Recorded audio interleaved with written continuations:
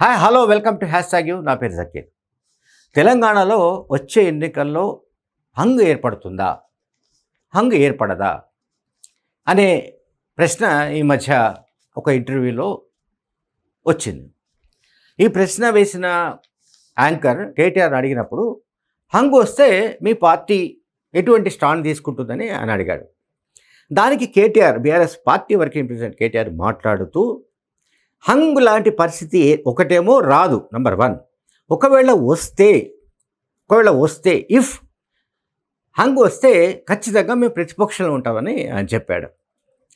సరే, 2028 ఎన్నికల నాటికి ఉండే పరిస్థితులు, జరిగే పరిణామాలు, లేకపోతే ఇంకా ఉత్పన్నమయ్యే కొత్త కొత్త ఇష్యూస్ ఏముంటాయి ఏంటనేది మనం ఇప్పుడే ఒక కంక్లూజన్కి రావడానికి లేదు.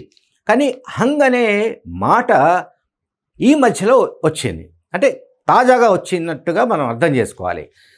బీఆర్ఎస్ పార్టీ రజతోత్సవం సందర్భంగా ఈ మాట వచ్చింది. హంగ్ అంటే ఏ పార్టీకి కూడా సొంతంగా ప్రభుత్వాన్ని ఏర్పాటు చేసే మెజార్టీ రాకుండా ఉండడం, సొంతంగా ప్రభుత్వాన్ని ఏర్పాటు చేసే మెజార్టీ అంటే ఇప్పుడు మనకి తెలంగాణలో 119 సీట్స్ ఉన్నాయి. 119 సీట్స్లో మీకు ఆ ప్రభుత్వాన్ని ఏర్పాటు చేసే పరిస్థితి లేని ఒక త్రిశంకు స్వర్గం అంటాం మామూలుగా, చేసే పరిస్థితి లేకపోవడం. ఓకే, ఇది సహజంగానే కేటీఆర్ చెప్పినట్టుగా గతంలో కూడా ఈవెన్ అంటే ఉమ్మడి ఆంధ్రప్రదేశ్లో కూడా హంగ్ లాంటి సిచ్యువేషన్ ఎప్పుడు రాలేదు. మనకు వేరే రాష్ట్రాల్లో చాలా చోట్ల అటువంటి అనుభవాలు ఉన్నాయి.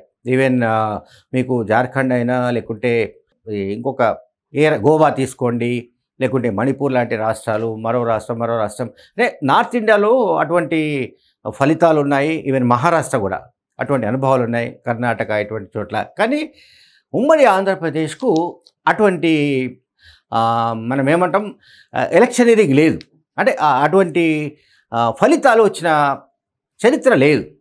బట్ ఈసారి హంగ్ అనే మాట ఎందుకు వస్తుందంటే దానికి కారణం చెప్తాను ప్రధానంగా. అసలు హంగ్ గురించి ఎందుకు చర్చ వస్తుందంటే బీజేపీ ఊహించని విధంగా దూసుకుపోతోంది.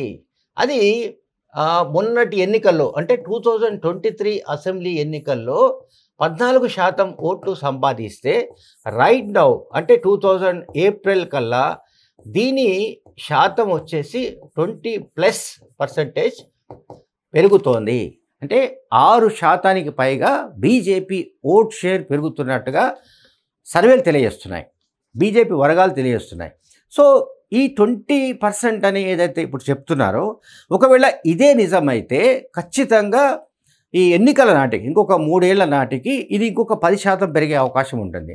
సో రైట్ నౌ మనం ఒకసారి 2023 గురించి మనం చెప్పుకోవాలి. 2023లో మీకు కాంగ్రెస్ పార్టీ విషయానికి వస్తే వచ్చిన పర్సెంటేజ్ వచ్చేసి 39.4 అండ్ బీఆర్ఎస్కి వచ్చింది 37.35.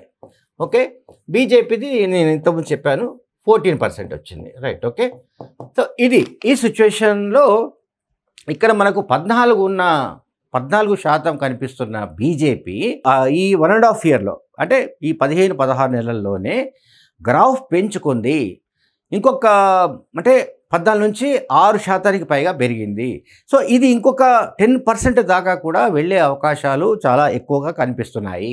దేశభక్తి కావచ్చు, హిందుత్వం కావచ్చు, ఇంకోటి కావచ్చు, ఇది చాలా బలంగా ప్రజల్లో నాటుకుపోతున్న కారణంగా బీజేపీ కనుక ఎక్కువ సీట్లను ఇప్పుడు 8 సీట్లతో ఉంది అసెంబ్లీలో. బట్ వేరాస్ ఒక 30% కనుక ఓటు షేర్ను కనుక కొల్లగొట్టే పరిస్థితులు తలెత్తితే ఖచ్చితంగా హంగ్ వస్తుంది. ఖచ్చితంగా 20 నుంచి 25 లేదా 30 దాకా కూడా సీట్లు సంపాదించే అవకాశాలను మనం తోసిపారడానికి లేదు, ఇది బీజేపీకి సంబంధించి. సో కాంగ్రెస్ పార్టీ మనకి ఇక్కడ 64+ సిపిఐ కలుపుకుంటే ఓకే 65 సీట్స్ ఉన్నాయి కాంగ్రెస్ పార్టీకి. ఓకే, బీఆర్ఎస్ నుంచి చేరిన 10 మందిని కలుపుకుంటే 75 సీట్లతో ఉంది. ఇక మనము ఇది వీళ్లకు ఎవరికి 39 సీట్స్ బీఆర్ఎస్ గెలుచుకున్న మాట మనకు తెలుసు. సో బీఆర్ఎస్ నుంచి 10 మంది కాంగ్రెస్లో పోయారు. అయితే ఇక్కడ నేను చెప్పాల్సింది అంటే ఇప్పుడు ఈ సీట్లు ఏవైతే ఉన్నాయో ఈ సీట్లలో చేంజ్ వచ్చే అవకాశం ఉంది. అంటే ఈ నంబర్లో నేనేది ఎప్పుడైతే ఓట్ షేర్లో చేంజ్ వచ్చినప్పుడు సీట్స్ షేర్లో కూడా చేంజ్ వస్తుంది పక్కాగా. సో 39 సీట్స్ ఉన్న బీఆర్ఎస్ మళ్ళీ అధికారం మాదే అని చెప్తుంది. ఇప్పుడు ఆ ఇంటర్వ్యూలో కూడా కేటీఆర్ ఏం చెప్తూ వచ్చాడంటే ఎట్టి పరిస్థితుల్లో ప్రజలు ఒక స్టాండ్ తీసుకుంటారు కనుక మాకే అధికారం వస్తుందని చెప్పాడు ఆయన. దానికి ఆయన చెప్పిన కారణం ఏంటంటే కేటీఆర్ చెప్తున్నది ఏమిటంటే ఒకటి స్టేబుల్ లీడర్షిప్, తర్వాత stable government and able leadership. ఆయన చెప్పేది ఏబుల్ లీడర్షిప్ అంటే దీని అర్థం ఏంటంటే మామూలుగా తెలుగులో సుస్థిరమైన ప్రభుత్వం అండ్ సమర్థమైన నాయకత్వం. ఇది మా పార్టీకే ఉంది కనుక కాంగ్రెస్ పార్టీ పట్ల ప్రజల్లో వ్యతిరేకత పెరుగుతుంది కనుక బీఆర్ఎస్ పార్టీ గ్యారంటీగా ఈసారి అధికారంలోకి వస్తుంది అని కేటీఆర్ చెప్పాడు. సో హంగు వస్తే ఎట్లా ఉంటుంది, రాకపోతే ఎట్లా ఉంటుంది అనే ప్రశ్నకు కేటీఆర్ ఇచ్చిన జవాబు ఇది. Thank you very much.